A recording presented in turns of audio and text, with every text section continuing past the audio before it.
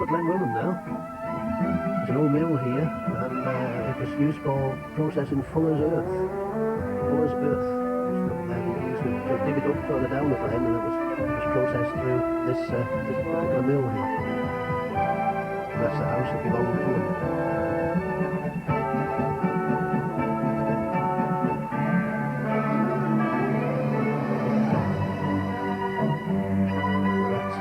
In Kirkmichael churchyard, an unknown woman's grave. So I thought it was rather nice, really. Wildflowers are not cultivated flowers, so we pick wildflowers and put also on this unknown woman's grave.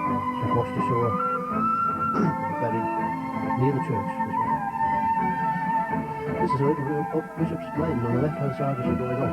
It's up from the main path we come across. This is at Arrowsdale in Kirkmichael. This was taken about in the late 60s, I suppose. And one of my other side of us with the ghosts coming down onto the lines. The lines weren't used, of course, they just come down the lines, and the sleepers are gone now, and I presume the ghosts are still there, but the lines are gone. It was a super sight that particular year.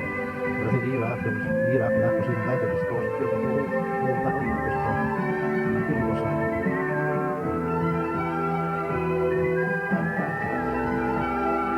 There's a house on the road from Arrowsdale, particularly from the main roads. Kirkmichael through Arrowsdale village you pass.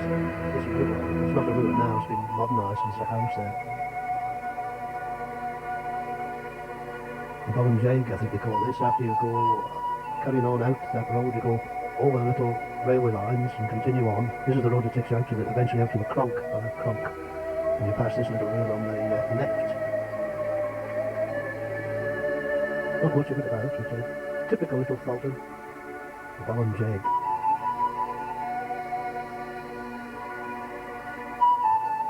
The Yellow Road down the Jago. Yellow Road. Either yellow because of sound or yellow because of the ghosts. In Arrowsdale village itself, just towards the coast, there's a hill there, and there's a cyst on top of the hill. Must have been a burial ground or something at one time. Brandywell Cottage was quite a famous place. It's modernised now, but it's been lying empty for a long time, and this is the only picture I have of it. It's not a very good one. We're taken from the distance up on the slopes of Sartfell. We're looking down on Brandywell. As I say, it was modernised in 1988, 89. So we're on the slopes of Sartfell, and on the northern side you look down and you come across this building which could have been used and built as a sheep dip, I'm not sure, but it looks rather big. We're looking down on Kirkmichael village. This is basically between Strangfloren and Sartfell. And we're looking down, that's it there again. It is used as a sheep dip now, but I wonder was it built for a sheep dip. This is on the road coming down from Brandywell Cottage to Sartfell.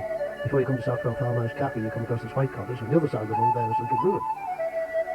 Cronkdew, this is. Again, as we're going down the road, before you come to the Sartfell Farmhouse Cappy, on the left-hand side, down in the valley, you see Cronkdew. Cronkdew is the home of the famous Manx shepherd, Mike Webster, for a good many years. The main dwelling is in ruins, and you can also see the older building there as well, in the foreground. That's what you can see from the main road looking down on Cronkdew. Remains of the horse mill again.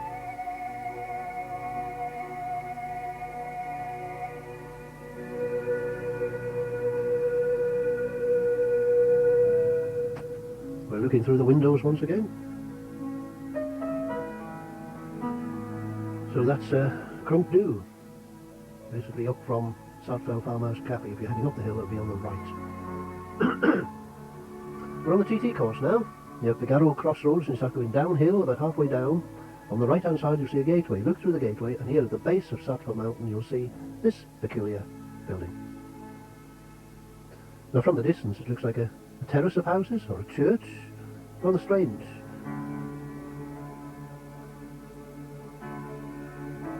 But it's not a terrace of houses, it's more like a church than a terrace of houses. It's got a bell tower over on the left hand side of the building. And it's been quite a big building at one time, and it was built in conjunction with a slate quarry which is just round the corner to the left, of that picture. And they did say there were at one time there was a railway line taking the slate from there down to Kirkmichael. And this building must have been used as a sort of the store. There wasn't there actually in the bell tower, but summons the men to work and summons over their lunch, etc., etc. And the dynamite or powder, whatever they had, using with the quarry was stored in this big building. As you can see, it's when you get close to it, it's quite a big building. It can be approached from the Southwell Road. Again, before you get the Southwell Farmhouse Cafe, you turn left. As you go uphill, turn left and out across the fields, and it'll bring you down to this particular place. It seemed rather strange out in the wilds. They built a lot of red sandstones.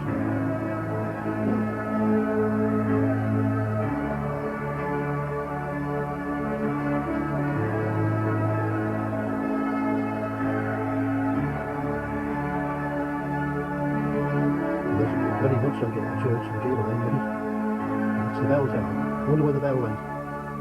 Still got lightning conductor on top of it.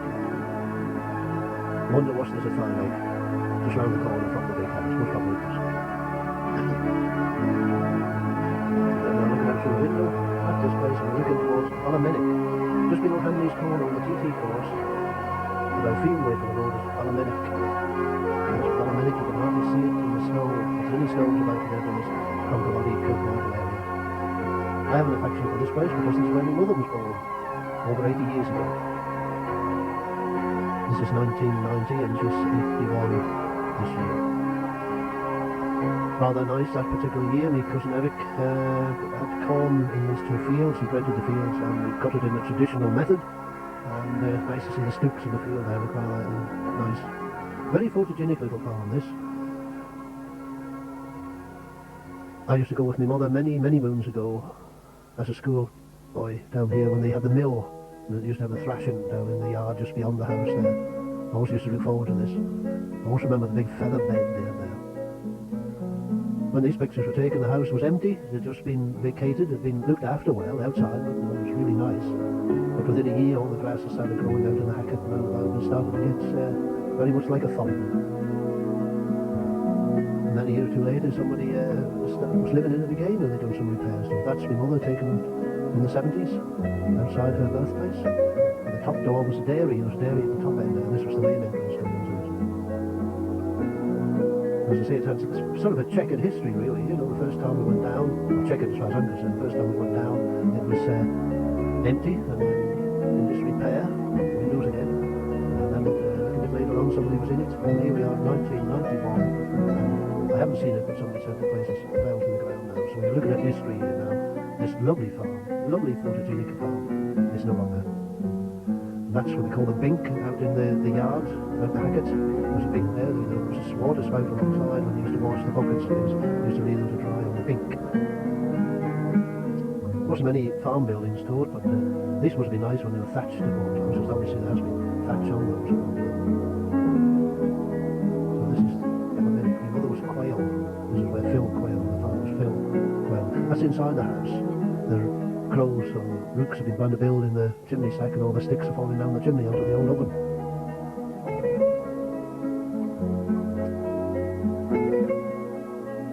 There's a lane leading from Ballymennick Farm right down to the stream, right down in the valley as it were. This is Glen Greb. There's nothing there now. It's only this little sort of remains. This is where my mother's brother, my Uncle Walter, used to have to go and feed horses and cattle and things down here before they went to school in the morning. They had a tough life, kids in those days. So we're talking in the 1900s, early 1900s. Then they'd have to walk to Cronkervally School, I suppose. Anyway, when we're down this area, we're looking at Chester Farm now. This is sort of further down the stream. Again, reference to the map will show you where Chester is. Quite a rambling sort of farm. The remains of the horse mill again there.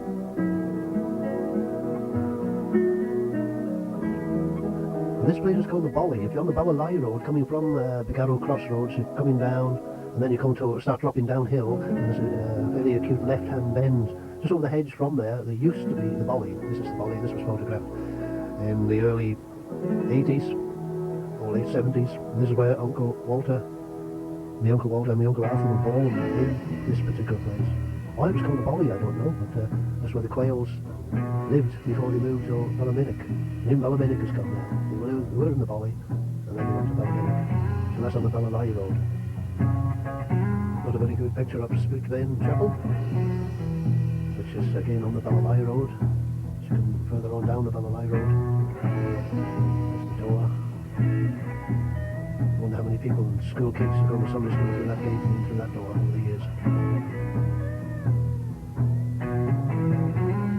We're up Glenmore now, near Smithvane, the waterfall Smithvane. It's Keel, come across this Keel. Gets a bit overgrown at times, you can't see it, but in the early springtime, before there's too much vegetation, you can see the Keel on you. It's on the left-hand side of the track, as you can get nearly to the Smithvane waterfall. When you're in this area, on the main road, Glenmore is on your left. On your right, there's a lane takes you down to the sea, and there's this nice little cottage. So it's a summer cottage, I think now. That was my mother and the Auntie Emily that was on the previous picture. And this is where her mother was born, I think. My mother was in the whale. And this is it again here, looking up. You know, if you come down that road, it takes you down to the beach. And in the trees on the left-hand side of the road, there, just opposite that little cottage, there's another mill. Too overgrown to get a decent picture of it.